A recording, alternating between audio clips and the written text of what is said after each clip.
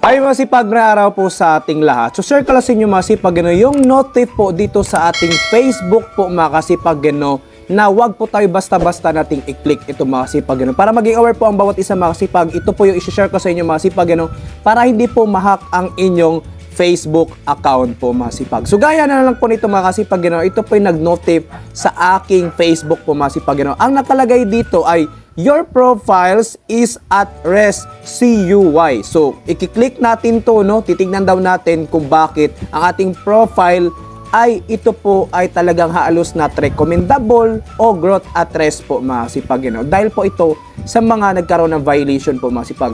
Medyo nare-reduce na po ang pag-publish nito po ni algorithm po ni Facebook po mga kasipag. Halos hindi na po ito maipapublish po, may matutulungan po tayo na maisuggest po ang ating mga content video. So ito yung notification. So click natin ito mga kasipag. Ano nakalagay dito? Ang nakalagay dito, your profile is at risk CUY. So Facebook logo, your page is breaking our terms and condition. Uploading 18+ content, using copyrighted video or music, abusing or insulting. Yan na po mga kasipag yung mga dahilan kung bakit ito nagiging reduce o talagang rest na po ang ating profile Facebook. If you think we're restricted by mistaken, you can submit request for review here. Yan mga kasipag meron po siyang talagang session policy detected glitch me. Yan mga kasipag note, request can only be accepted from individuals with full control of the page.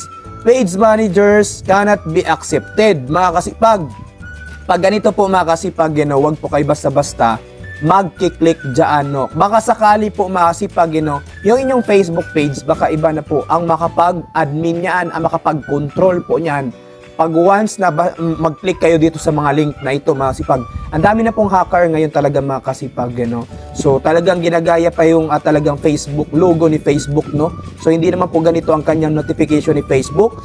If you request a review, your page will be made visible. Publish within 6 hours. If you do not request review within 48 hours, your page will be permanently deleted. Thank you for using Meta service. Ayan po mga kasipag, talagang ginamit pa si Meta. Yan mga kasipag, ang sabi niya dito, kung hindi daw po tayo magpa-review, dahil sa ating page na nagkaroon ito ng problems, dahil sa mga nalabag dating policy, nagkaroon ito ng mga growth at risk, not recommendable. So, status ng ating page o profile dito.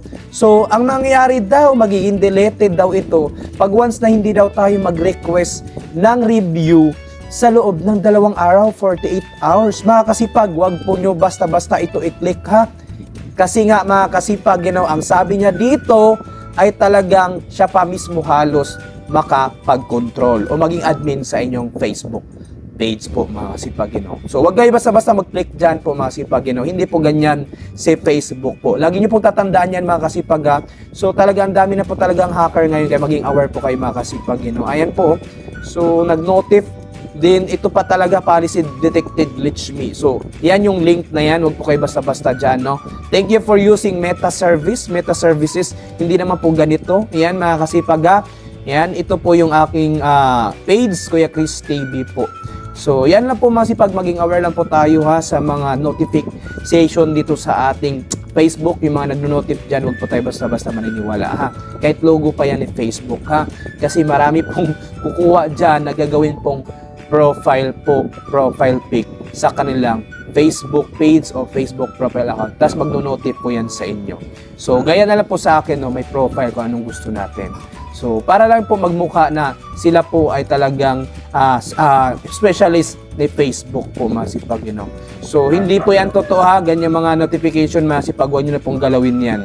Ha? Yan, back na tayo. So, yan na po masipag. Yan na po mas-share ko sa inyo dito, no? Sana po meron kayo naintindihan at natutunan sa content video at sana po nakatulong. At kung ano gusto nyo video masipag, pasupport naman po sa ating YouTube channel ang Presibi po masipag. Pasubscribe naman po masipag at pindutin na rin po ang shell button para mas detailed sa bago video siya upload. At kung meron ka suggestion at katanungan masipag, mag-comment down below sa baba para pag nabasa ko yan, sasagutin kayo at magagawan po natin ng content video yan hanggang sa atin makaya. At huwag rin po kalimutan mag-like and share. Mga kasipag, maraming salamat sa panonood. Have a nice day and God bless all.